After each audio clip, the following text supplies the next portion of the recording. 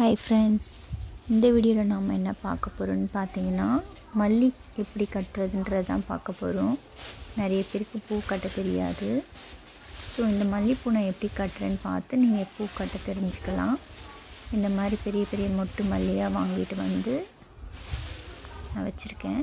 நீங்களும் வந்து மல்லியிலேயே பழக ஆரம்பிங்க. அப்போ தான் உங்களுக்கு ஈஸியாக கட்ட வரும். மற்ற பூவில் கட்ட பழகலாம், ஆனால் அது கொஞ்சம் கஷ்டமாக இருக்கும். ஸோ நீங்கள் மல்லியே வாங்கிக்கோங்க, அதுதான் உங்களுக்கு ஈஸியாக கட்ட முடியும். இப்போ நம்ம பூ கட்ட ஸ்டார்ட் பண்ணலாம். இந்த மாதிரி த்ரெட் எடுத்துக்கோங்க. இந்த கார்னரில் ஒரு மல்லிகைப்பூ, ஆப்போசிட்டாக ஒரு மல்லிகைப்பூ எடுத்து இந்த மாதிரி வச்சுட்டு த்ரெட்டில் இந்த கார்னரில் கையில் இப்படி பிடிச்சிக்கிட்டு சுற்றிட்டு ஒரு நாட் போடணும்.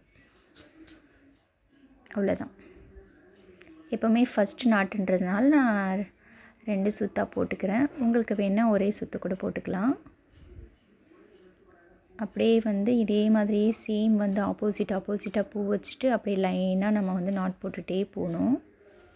அவ்வளோதான். பூ கட்டுறது ரொம்ப ஈஸி தான். நீங்கள் கண்டிப்பாக மல்லியில் ட்ரை பண்ணி பாருங்கள். நீங்கள் ஈஸியாக மல்லிகைப்பூ கட்டிடலாம். மல்லிகைப்பூ கட்டுறது ரொம்ப கஷ்டமான விஷயமே இல்லை. நீங்கள் கட்டுற பூ வெளியில் வாங்குறதுக்கும் நீங்கள் கட்டி அழகாக அடர்த்தியாக பூ வச்சுக்கலாம். உங்களுக்கு பூ கட்டும்போது உங்களுக்கு பூ அடர்த்தியாக வேணும் அப்படின்னா மாலை மாதிரி இந்த மாதிரி நல்லா க்ளோஸாக பூவை நெருக்கமாக வச்சு டைட்டாக பிடிச்சி இப்படியே கட்டிக்கிட்டே வரணும். கட்டிகிட்டே வந்தீங்கன்னா நல்லா பூ அடர்த்தியாக வரும் மாலை மாதிரி. நீங்கள் கொஞ்சம் தலையில் வச்சா கூட அழகாக இருக்கும். இந்த பூ நீங்கள் கடையில் வாங்கினீங்க அப்படின்னா ரொம்ப தூரம் கட்டியிருப்பாங்க. ஆனால் நம்ம வீட்டிலேயே இந்த மாதிரி கட்டினோம் அப்படின்னா இவ்வளோ க்ளோஸாக கட்டிக்கலாம்.